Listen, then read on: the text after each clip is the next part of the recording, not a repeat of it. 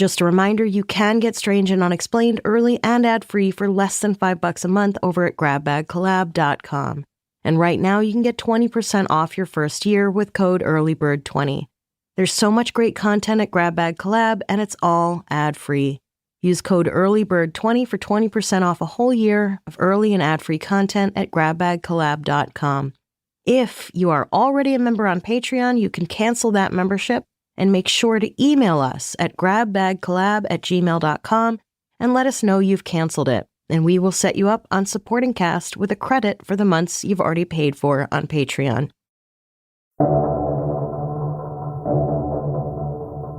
In the face of death, who do we become? When your life is in the hands of a perfect stranger, does it matter what their story is?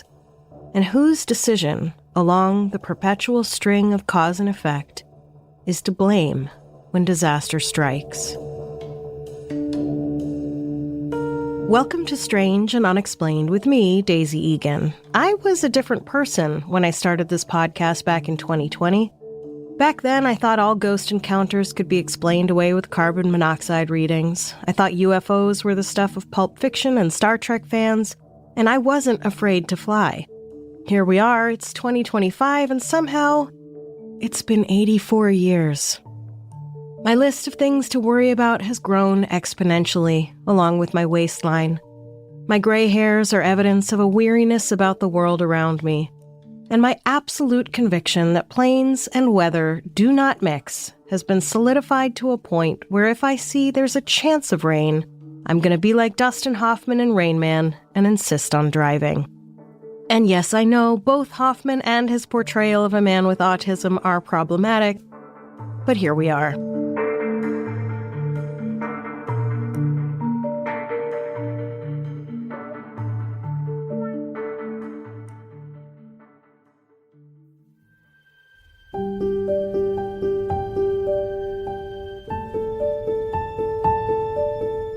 I love a survival story. I'm endlessly fascinated by human beings' insistence on living. I also love it when one seemingly tiny detail in a story ends up being the thing that saves the day. The person who turns left instead of right ends up being in the right place to save an old woman from getting hit by a bus. Someone's shoelace breaks, and in the time it takes them to replace it, they end up late for the bus that hits the old woman. The bus driver who suddenly discovers a brand new podcast and is so distracted by how good it is, they don't see the old woman stepping off the curb. Incidentally, bus drivers, please don't listen to this podcast while driving your bus. Oh my God. Anyway, today, let's not bother to put any survival gear in our tiny, overloaded plane and head over the icy mountains of Canada. Dale Wells was sure that his competitors were responsible for all the trouble he was having with the Canadian Transportation Agency. Somehow, his rivals at other bush flight airlines in Canada had gotten to the powers that be. They were angry about how inexpensive his airline, Wapiti, offered flights, and they just couldn't keep up. Why else would the CTA keep grounding planes in his fleet and issuing air safety regulation violations? After all, he'd managed to get enough Canadian officials on board when he was looking to get his fledgling airline approved, and they'd approved him. So why would they be turning on him now? It seems it didn't cross his mind that the reason the CTA was on his ass was because he was regularly flouting regulations and thumbing his nose at rules that were in place to keep planes from, crashing. Maybe he'd figured if his pilots still agreed to fly, the planes or flying conditions couldn't be that unsafe. Of course, when his pilots did refuse to fly because of safety conditions, he would ground them for weeks at a time. So their options were fly the plane or else. Such was the situation for 22-year-old pilot Eric Vogel on the evening of October 19, 1984, when, after flying for 6 days without a proper break and sleeping on a couch in a freezing trailer a few nights before because his boss, Dale, had stranded him at the airport with no way of getting home, he was scheduled to pilot Flight 402 from Edmonton Municipal Airport to Peace River Airport in Alberta with one stopover in High Prairie with 9 passengers. The flight time from Edmonton to High Prairie would be about an hour. though Vogel warned his passengers that because of the weather, they might not be able to make the planned stop in high prairie. The weather was such that regulations stipulated there needed to be 2 pilots on board the plane, but an extra pilot would mean one less seat Dale could sell. And so, despite Eric's concern, which he voiced to his boss, he was told to fly the plane or else. And despite knowing it was a terrible idea, he agreed to fly the plane without a second pilot. Eric had been trying to gather enough flight hours to qualify to fly for the bigger commercial airlines, the ones that followed safety regulations, the ones that operated farther south where conditions were a lot less deadly. In 1984, Wapiti Airlines was one of only a very few that operated so far north, connecting Edmonton to cities farther north like High Prairie and Peace River, making a route that once took commuters at least 5 hours to drive much quicker and more convenient, making commuting more accessible and so more common. And at Wapiti's prices, almost a no-brainer. Almost. Bush flying, or wilderness flying, which is the art of flying small aircraft into remote areas, often requiring landing on rough or undeveloped strips, is considered one of the most dangerous professions. And back in 1984, when planes had less advanced technology, it was even more dangerous. According to a blog post by Bush pilot David Skellen from 2011, quote, "In the very long days of the very short northern summer, pilots can find themselves on duty for 14 hours a day, often in far less than ideal conditions. Much of a pilot's time is not spent in the air.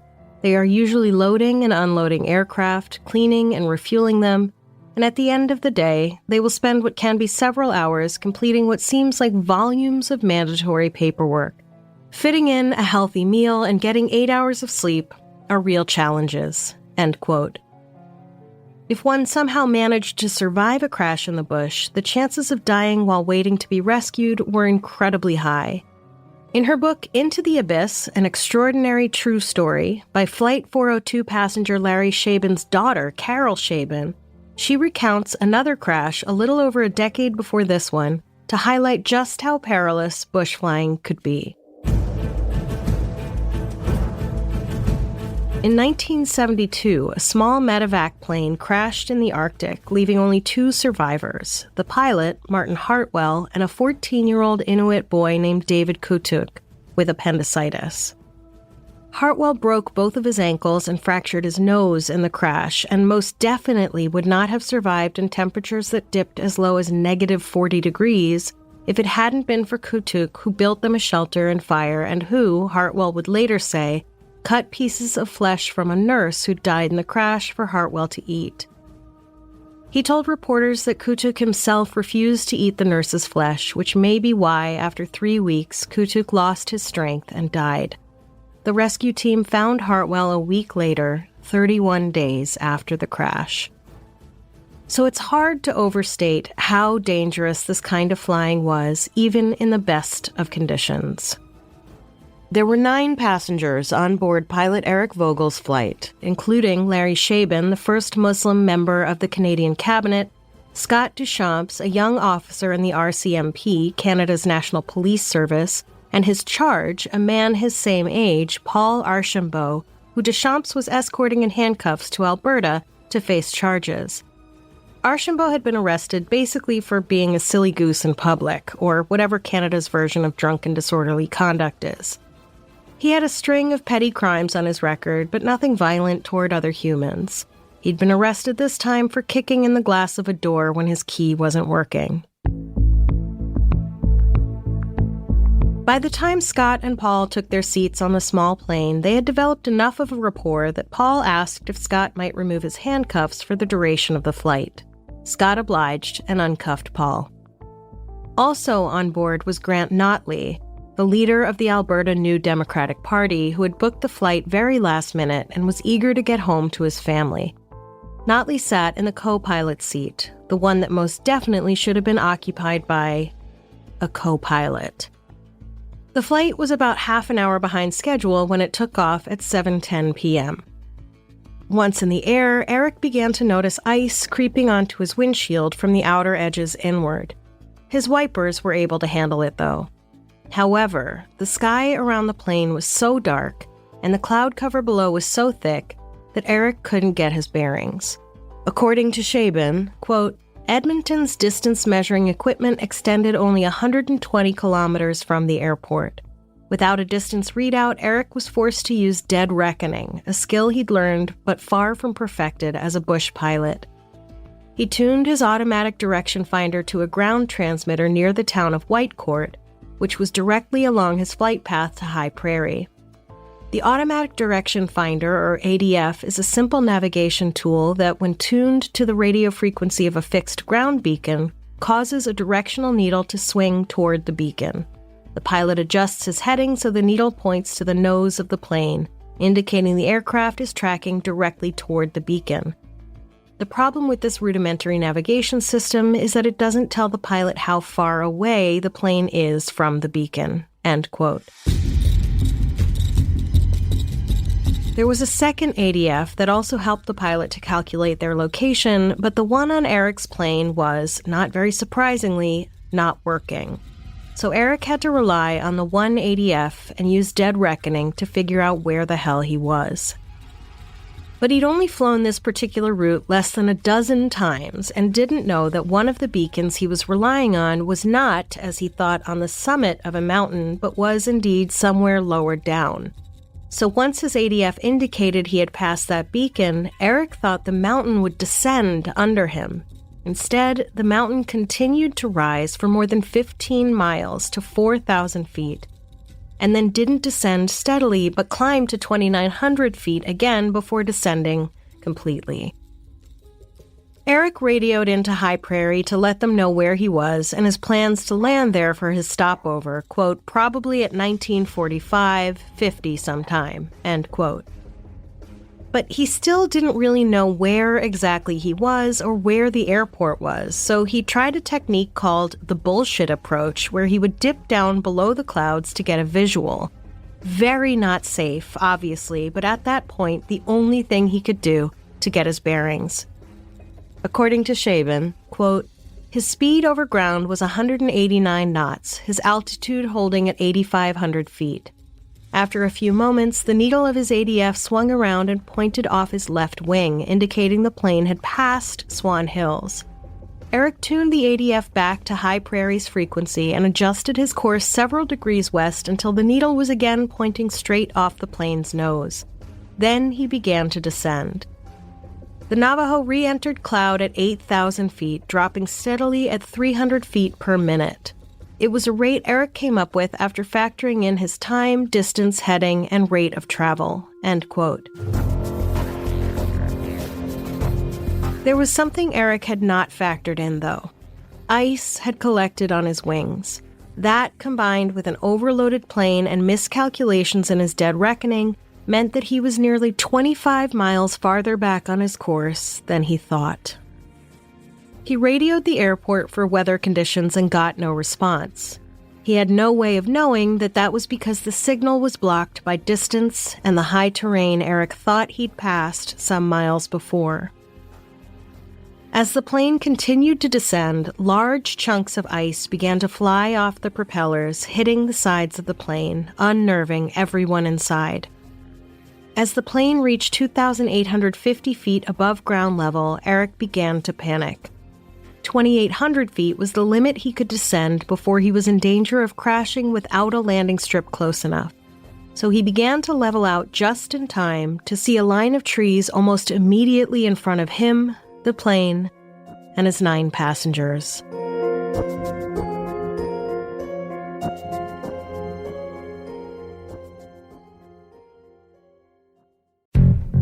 Strangers, I don't know if I've ever been more excited about a sponsor. And listen, this one is not suitable for work. You feel me? I have been a fan of Bellessa for a couple of years now. I've even talked about their amazing air vibe on my other show. Bellessa is a by women, for everyone company redefining sexual wellness. Their whole mission, empowering you to embrace, explore, and celebrate your pleasure. The good folks at Bellessa sent me a ton of new toys, including their new game-changing Silent collection, and my life will never be the same. Yes, Bellessa just launched the first ever Silent vibrators. The brains at Bellessa created what they call whisper tech, and somehow, don't ask me how, they made a full power, all the right spots hitting, no noise-making lineup of toys. It's actually unreal. The Whisper collection includes WhisperVibe, Whisper Rabbit, and Whisper Bullet, so there's a toy for whatever spot you're trying to hit. These things are somehow so quiet, but so powerful. Listen, you never know when the urge is going to hit, so come prepared with the Whisper Tech collection from Bellessa. And, of course, I had to hook you up. So I'm doing a giveaway with Bellessa where everyone wins a free spicy toy. Yep, you heard that right. A fully free WhisperVibe or a free rose suction toy with any Whisper order. You know that viral rose-shaped suction toy that's all over your Instagram feed? Retails for $99, but you get it free. Iconic. All you gotta do is click the link in the episode description or head to bbvibes.com/daisy. That's bbvibes.com/daisy. The Whisper Vibes will stay completely silent, but the big question is, can you?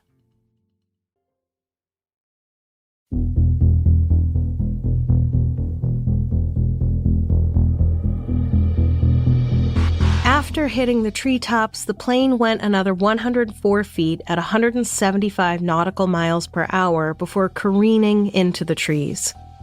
8 feet got sheared off the wing, and part of the right aileron was now missing. I don't know what an aileron is, but I'm pretty sure it's important. The plane rolled to the right, hitting more trees, which pulled off more of the right wing and 18 inches of the vertical stabilizers. The plane entered a small clearing briefly before hitting another crop of trees, which, as Carol Chabon describes it in her book Into the Abyss, quote, tore off an engine cowling, the right side fuselage, windows and frames, and additional portions of the wings, end quote. By the time the plane finally hit the ground, some 538 feet from where it first struck the treetops, quote, the fuselage plowed nose down through 3 feet of snow. Ground impact caused the final separation of the engines and remaining portions of the wings. Cold air gushed into the cabin, chased by snow and debris, which smashed through the damaged aircraft like a tsunami, snapping off seats in the plane's midsection. Broken trees and airplane parts followed, slashing seats and shaving off the roof like the lid from a sardine can. The fuselage bounced and skidded another 146 feet, ripping metal from the plane's right side.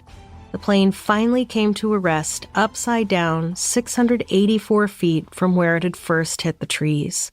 End quote. Paul Archambault was the first to emerge from the wreckage. This may be because he'd realized what was happening as it was happening and managed to unbuckle his seatbelt and sort of ride the tsunami of baggage, debris, and snow out through the blown-out end of the plane. Something he wouldn't have been able to do if he'd been locked in the handcuffs. He was pissed.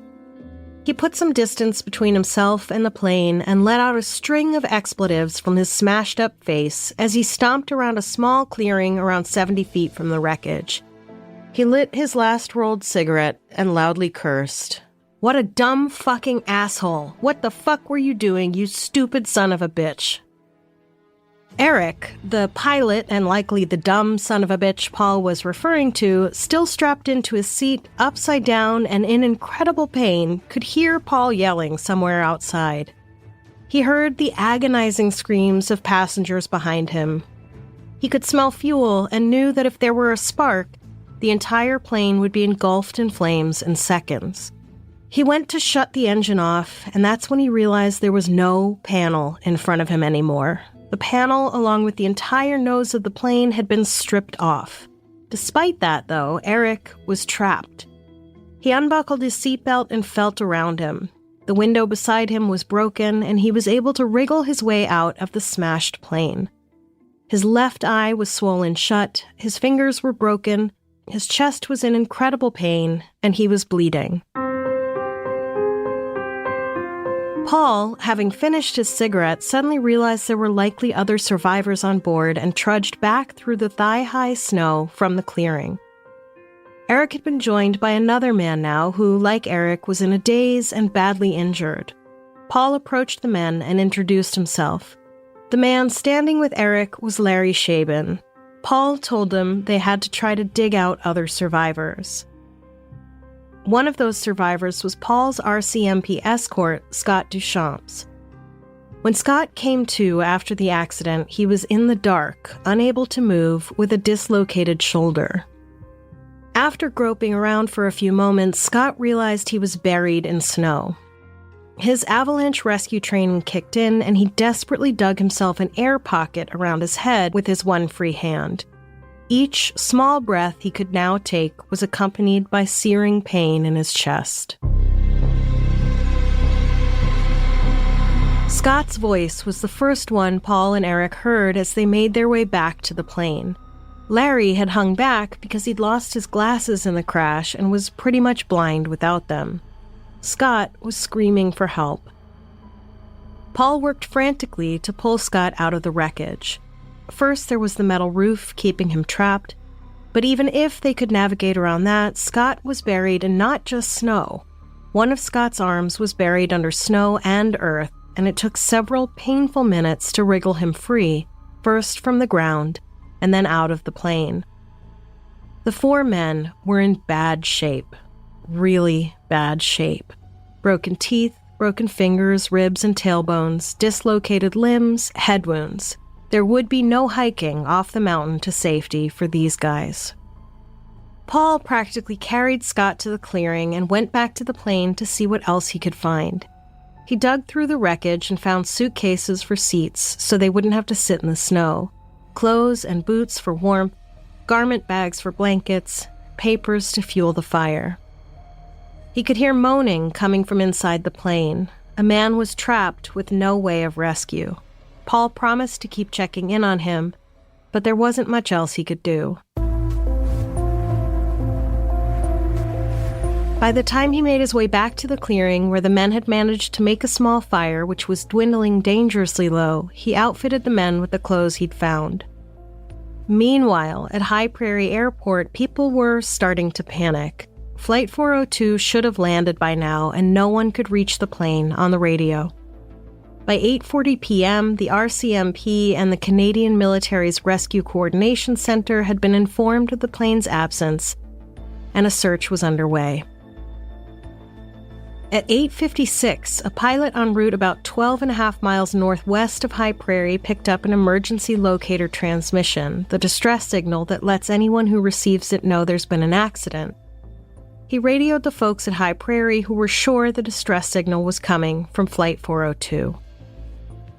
By 9 p.m., a major air disaster plan was in effect. This was all hands on deck. Anyone with any kind of flight operations or rescue training was called in. Local pilots were sent up to search.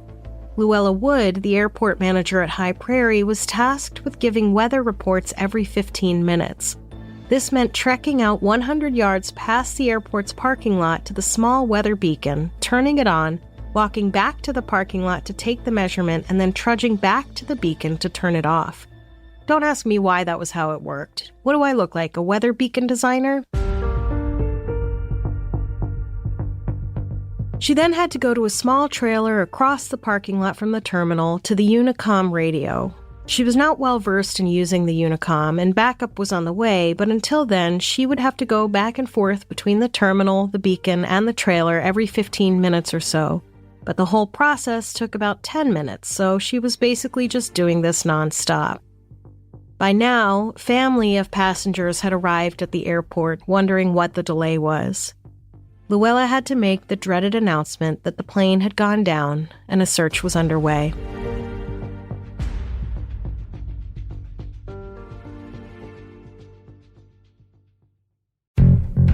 Strangers, this week has felt like 1,000 years. It's been one heartbreaking headline after another.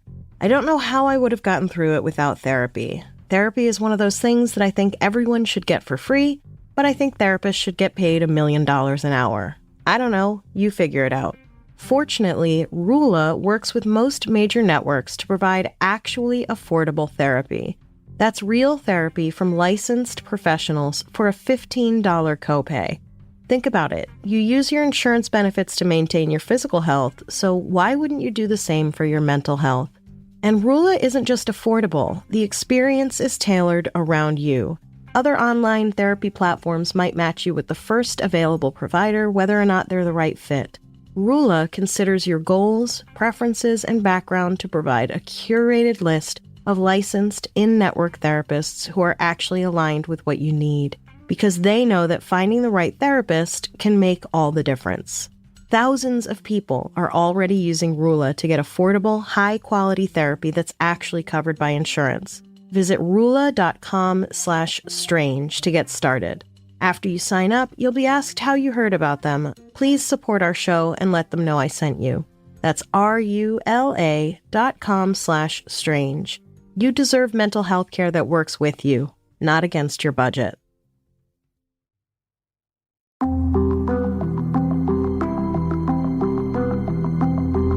Dale Wells, the owner of Wapiti Airlines, had been notified of the missing plane and was now also in the air searching, thinking back on what he considered small red flags in Eric Vogel's behavior over the last few days. Forgetting his flight log, having a broken starter, which was for some reason the pilot's responsibility, and forgetting to unload new propellers from the plane he'd transported them in, leaving the plane dangerously heavy for the next pilot who used it. Taken individually, these weren't massive errors, but combined, they were troubling.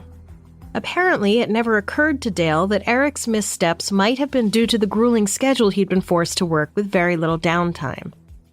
What Dale didn't know was that Eric had thought about insisting on a co-pilot as per regulations, but didn't because he knew how punitive Dale could be, and he was worried he'd be fired if he dared question the boss's orders. Even though he considered Eric an above-average pilot, Dale had briefly considered piloting Flight 402, but gave up the notion because he'd been on call to pilot a medevac later that same night. Back on the mountaintop, Eric had finally gathered the courage to tell the men he was the pilot. I guess there was no official uniform or anything to immediately identify him as such. He was terrified to make the admission because he was fully aware the crash was his fault. The men didn't seem to react at all to Eric's confession. However, a few minutes later, when Paul had gone back to the plane in search of supplies, Scott, the RCMP officer, realized his gun was missing from its holster. He made his concern known, and while he was vaguely aware that Paul might find it in his briefcase on the plane, Eric was convinced that Scott wanted his gun so he could kill him for crashing the plane. It was safe to say no one was thinking particularly clearly by then. Eric told the men about the punishing work conditions at Wapiti. He told them about not wanting to take the flight that night, but worrying he would lose his job if he didn't. Larry Shaben asked why Wapiti was allowed to continue bypassing regulations and breaking the rules. Eric told him that Dale had support from friends in the Canadian government who apparently looked the other way. Carol Shaben describes Larry's reaction this way, quote, "Larry was taken aback. He was one of those friends. Quietly, he admitted to Eric who he was and that he'd supported the airline. He also told the pilot that another of Wapiti's staunchest supporters, Grant Notley, leader of Alberta's New Democratic Party, was inside the plane." End quote. The men had been on the mountaintop for 2 hours. Back in the plane, the trapped survivor was moaning and throwing his weight against the wall. Paul assured him they wouldn't leave him behind when rescue came, which was bound to be soon, he hoped. He grabbed Eric's bag and made his way back to the dwindling fire, where the 3 men sat battered, bloodied, and seemingly half dead. By some weird stroke of luck, Eric had packed 4 homemade chocolate chip cookies in his bag. The men each ate a cookie in silence, probably wondering if it was their last meal. Eric took his flight log from his bag. The log was a record of all his hours in the air. A pilot's flight log is practically sacred. If a pilot wants to advance up the ranks and fly for serious commercial airlines, they have to be able to show they've banked the required hours of flight time. It's impossible to know what was going through his mind when he began tearing the pages out of the book and feeding them into the fire. Did he assume his flight career was over anyway? After all, who would hire a pilot who flew his plane into the ground with 9 passengers on board? Did he figure they were going to die up there on that mountain anyway? Or was keeping the fire going the only priority at that point? Without it, they would have even less chance of making it through the night. In the air, a helicopter called the Hercules was circling, trying to triangulate the downed plane. Once the Hercules located the survivors, its directive was to drop flares to signal that rescue was on the way, at which point a rescue helicopter that could airlift the men off the mountain would follow and pick the men up. The first flare dropped practically right on top of the men. It felt like a miracle. They'd been located, and pretty soon they'd be rescued. With this in mind, they threw all the rest of whatever fuel they'd gathered for the fire onto the flames. All of it. The wood they'd collected, papers, anything they had left that would burn. But no sooner had they dumped everything onto the fire than another flare dropped farther away. Then another, even farther. One of the men asked what the hell was going on, and Eric told them the air rescue team clearly hadn't actually located them. Indeed, the helicopter was experiencing dangerous icing and was then called off to help the ground crew navigate by dropping flares close to them to try to light a path through the trees. Somewhere lower down on the mountain, the ground search party was having a hard time getting through the snow and trees.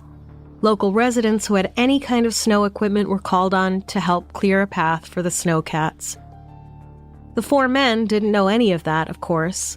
All they knew was that a helicopter had been circling above and dropped flares close enough to indicate they'd found the men, but then had flown off and was now dropping flares far away. Through this cloud of what the fuck, it dawned on Eric that it was possible the emergency signal switch in the plane might not have been switched back on since the last time the plane was serviced. If the switch was off, the plane wasn't broadcasting an emergency signal. Eric told the men about the switch, and he, Paul, and Larry headed back to the plane. Scott was pretty much immobile with his injuries. I don't know why Larry bothered coming with the other 2 back to the plane. He was effectively blind. What could he do? Nonetheless, the 3 men went back to the plane to figure out the emergency signal switch situation. By now, the lone survivor still stuck in the plane had stopped moaning and fighting. Finding the switch in the dark in the upside-down plane through his searing pain was hard enough to begin with, but once Eric finally located the switch box, he realized it was covered by a plate that was screwed shut. Once again, Paul, the prisoner, came to the rescue, pulling a pocket knife he'd found in one of his forages through the wreckage out of his pocket to unscrew the cover.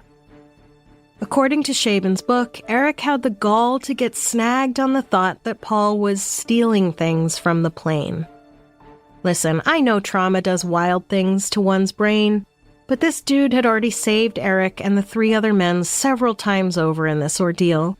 It's safe to say at this point that if Paul hadn't survived the crash, no one would have. This dude was kind of single-handedly keeping them alive on the top of that freezing mountain. Anyway, once Paul got the signal cover off, Eric then realized he couldn't tell if the switch was actually on or off. Paul offered to use his lighter for light, but the wreckage still reeked of fuel, and Eric knew the combination was potentially disastrous. With no way of knowing if the switch was on or off, Eric decided the best thing to do would be to flip the switch every half hour. That way, there would be a 100% chance that the signal would broadcast every other half hour. Meanwhile, both the Hercules and another helicopter, the Chinook, which had both picked up the emergency signal, suddenly both lost the signal without warning and with no explanation.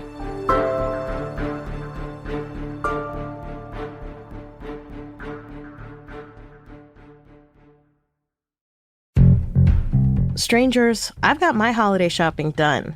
This year, I'm giving the gift of clean, comfortable sleep with Miracle Made sheets. Miracle Made sheets help keep you at the right temperature all night so you're not waking up too hot or too cold. And they prevent nearly 100% of bacteria growth, meaning fewer colds, fewer breakouts, and less laundry. That's all thanks to their silver-infused material made with technology inspired by NASA scientists. Plus, the sheets are luxuriously soft, but don't come with the price tag of luxury sheets. Check out Miracle Made's full line of silver-infused bedding, from sheets to pillowcases to duvets and towels. Upgrade your sleep or give the gift of better rest. Go to trymiracle.com/strange to try Miracle Made sheets today. You'll save over 40%, and when you use promo code STRANGE, you'll get an extra 20% off, plus a free 3-piece towel set. They make an amazing gift, and with a 30-day money-back guarantee, there's no risk. That's trymiracle.com/strange, code STRANGE at checkout. Thanks to Miracle Made for sponsoring this episode.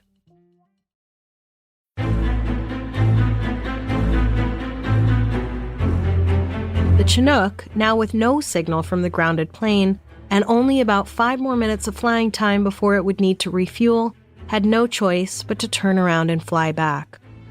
With the sound of the helicopter fading away and the fire almost out, having used everything left to feed it when they thought rescue was imminent, the men sat in silence, broken, bloody, freezing, and defeated. Eric was 3/4 of the way to dead, with a major head injury and a collapsed lung, but he decided to flip the switch again, even though Paul offered to do it for him and Larry implored him to rest. He felt incredibly guilty for their plight. He trudged back to the plane, replaying all his errors as he went, doubling over in pain and tasting blood. When he made his way back to the clearing with his 3 fellow survivors, he announced, "I'm going to pass out." Once again, Paul came to the rescue, catching Eric before he could hit the ground and laying him down gently. The fire was in need of constant feeding, and fuel from the surrounding area was getting scarce. Paul, now the only one able to gather anything for the fire, brought the blind and battered Larry with him into the woods to help carry back whatever they could find. When the men returned with no more than an armful of twigs, Scott, who'd been lying nearly dead, had finally accepted his fate. He prayed to a god he'd long lost touch with. He'd never been a religious man, but after praying and accepting that he was likely going to die on that freezing mountaintop, he opened his eyes and saw an old man sitting near the fire, seemingly keeping vigil over the men. The man sat there for about 20 minutes before vanishing. The flipping of the emergency signal switch had also now become Paul's responsibility. Indeed, keeping himself and the 3 other men alive was squarely on Paul's shoulders. A second Hercules had come, replacing the first, and wasn't receiving the emergency signal until suddenly it was. The crew got to work triangulating the signal when, a half an hour later, the signal once again inexplicably disappeared. After circling the area for another half hour, the signal was back, and it occurred to Major Hazen Kodner aboard the helicopter that someone must have been switching the signal on and off, which meant, of course, someone was still alive down there. The men had been on the mountaintop for nearly 12 hours. Dawn was breaking, but cloud cover was so thick the rescue crew in the air couldn't see the men. Larry had burned up his money. The men began to talk about the one thing they wanted in that moment: a joint, a ginger ale, a warm bath, to apologize to loved ones. Scott announced that he was ready to let go, and somehow that statement from the man who'd been taking him in handcuffs off to jail was enough to propel Paul back to his feet, where he declared that they were not meant to die up there on that freezing mountain. He marched back to the plane and grabbed a seat, dragged it back, and threw it in the fire.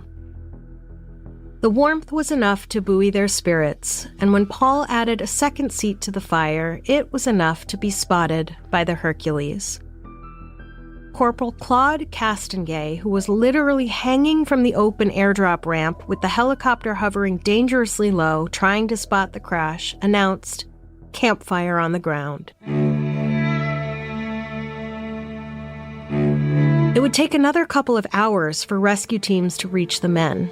When they did, Larry let them know it was Eric and Scott who needed their immediate attention. They were the ones just barely clinging to life at that point. As bad off as he was, though, Scott still had the wherewithal to warn Paul to toss the pocket knife before being winched up into the helicopter. Sure, he'd kept them alive and all, but that wouldn't matter, I guess, against a tiny, stolen pocket knife in the hands of a hardened criminal. It was 11:25 a.m. when Paul, the last of the 4 survivors, was lifted onto the rescue helicopter, 15 hours after they'd crashed. In the helicopter, the crew was trying to figure out which survivor needed what kind of triage and where to send them. Paul and Larry were the least banged up of the 4, though Larry had broken ribs, a broken tailbone, broken fingers, and 2 missing front teeth, but compared to Scott and Eric, at least he was awake and talking. The idea was floated to send Scott and Eric to a hospital farther away that could better tend to their injuries, but Paul announced that wherever Scott went, Paul would have to go. The crew asked why, and Paul told them he was a prisoner in Scott's charge. This man, who no question kept the 4 of them alive all night on a sub-0 degree mountain, was still like, "Yeah, man, I'm on my way to jail." Scott, for his part, nodded in agreement, which, sure, was probably just about all he could muster to do, but you'd think he might have asked to speak to a superior and been like, "I think we should give this guy a pass." But that's not how the law works. When a man kicks a pane of glass in, a man has to pay the price, which is jail time, because that makes sense. Anyway.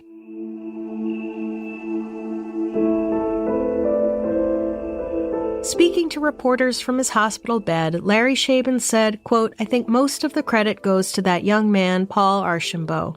He saved the Mountie's life by getting him out of the plane. Paul Archambault did an outstanding job." End quote. After he was treated, Paul was taken to jail and then escorted back to Alberta to finally stand trial. His charge at that point was just failing to appear for an earlier charge, but the judge, having heard about Paul's actions on the mountain, let Paul go. And while Paul was being lauded as a hero, Eric was facing a legal battle.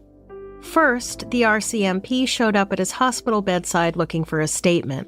Scott warned him to get a lawyer and be careful he didn't say something that would make him legally responsible for the crash.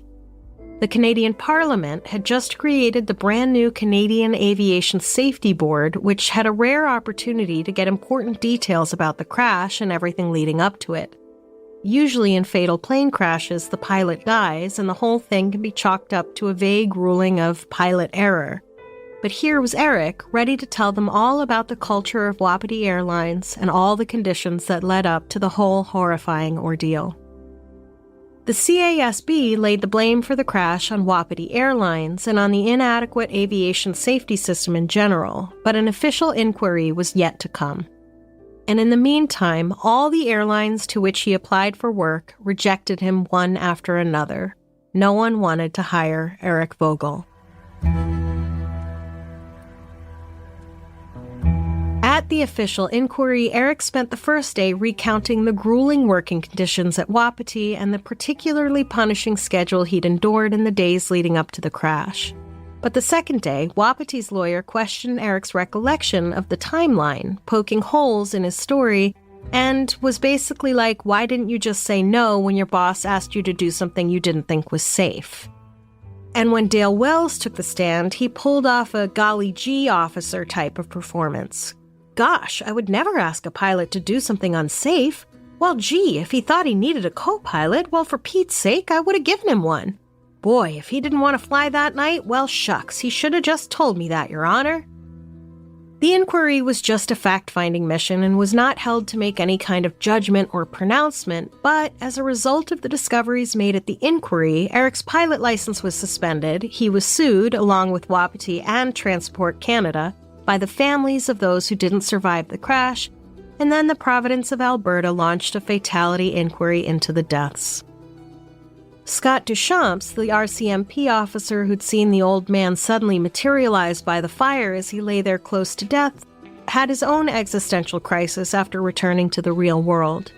His marriage fell apart, he quit the inane job of immigration officer he'd taken, and he struggled to come to grips with the meaning of everything. In an unexpected turn of events, he moved in with Eric, and the two men, both single, unemployed, and somewhat adrift, decided to hike Canada's West Coast Trail. The men spent about a week trudging over grueling terrain, trying to find themselves. Scott moved out sometime after the men got back, and then some weeks later arrived back at Eric's door with a 7-page statement of claim against Wapiti, Dale Wells, and Eric for damages he sustained resulting from the crash. And if that wasn't bad enough, Eric received a subpoena to appear at the Alberta government's fatality inquiry. This time, Eric assumed full responsibility for the crash and his actions and decisions leading up to it. Whether or not the full weight of culpability belonged on his shoulders alone, he was ready to move on.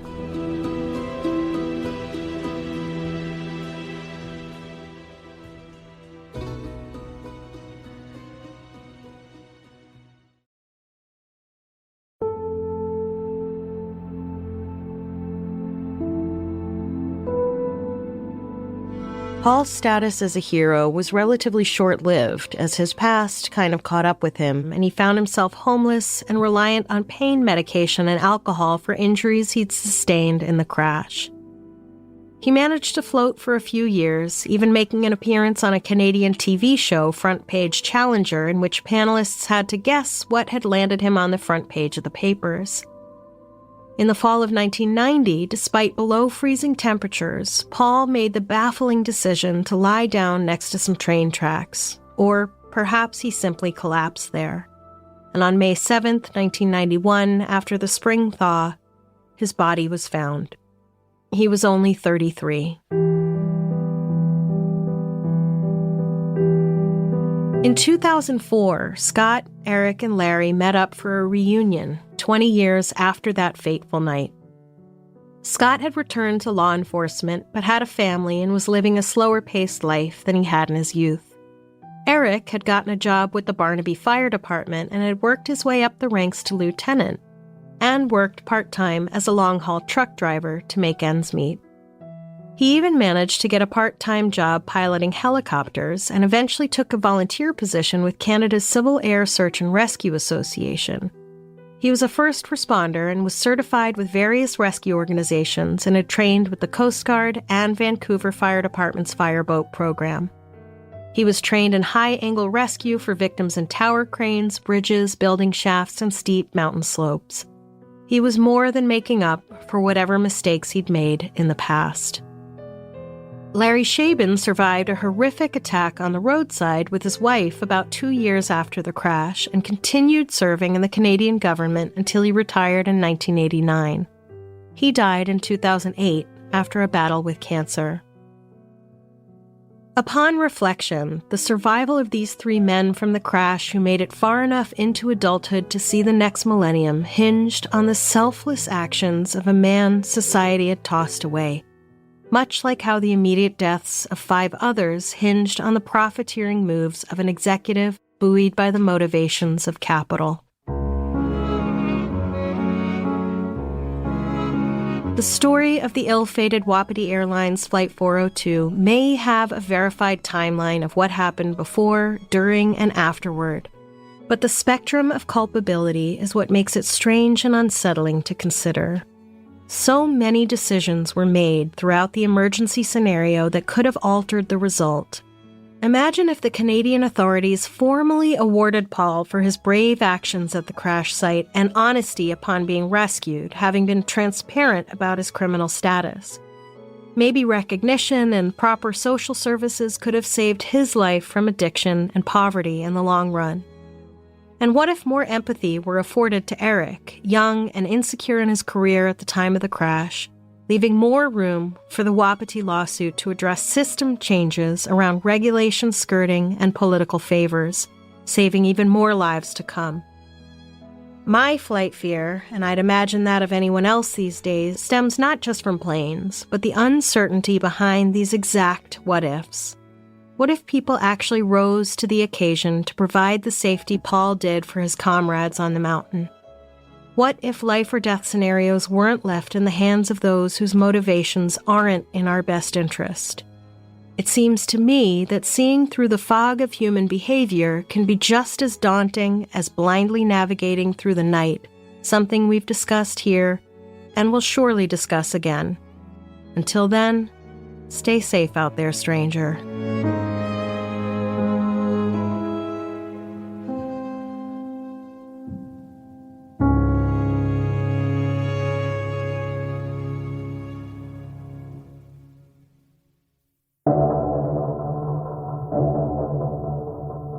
We're officially dark next week for the holiday, but I'll be sharing a full episode of Amber Hunt and Amanda Rossman's What If They're Wrong? If you were a fan of their podcast, Accused, you're going to love What If They're Wrong. Hamilton County Prosecutor Connie Pillich has dismissed all charges against Elwood Jones, covered in Season 4 of Accused, ending a prosecution that sent him to Ohio's death row for the 1994 murder of Rhoda Nathan. Pillich says a review of the case revealed no physical or forensic evidence tying Jones to the killing, and that modern testing and investigative failures left her office unable to proceed. In this episode, we break down what the prosecutor said, why the case collapsed, and what it means when the state publicly says a man it once condemned is excluded as the killer. Strange and Unexplained is a production of Three Goose Entertainment and Grab Bag Collab. This episode was written and researched by me, Daisy Egan. I highly recommend Carol Shaban's book, Into the Abyss. She goes into much more detail than I was able to cover in this episode. It is a gripping read. Editorial help by Becca DiGregorio. Audio engineering and design by the divine Jeff Devine. Music by Epidemic and Blue Dot Sessions. For early and ad-free episodes of Strange and Unexplained, as well as my other 2 podcasts and Amber Hunt's Crimes of the Centuries, and everything else Grabbag has to offer, just head to grabbagcollab.com to subscribe. Use EarlyBird20 for 20% off your first year. If you have an idea for an episode or want to submit a question for an Ask Me Anything episode, head to strangeandunexplainedpod.com and fill out the contact form. I will write back. Eventually. I need an assistant. You can follow me on social media at Daisy Egan or follow the show at SNU Pod and Grabbag Collab. Stay strange.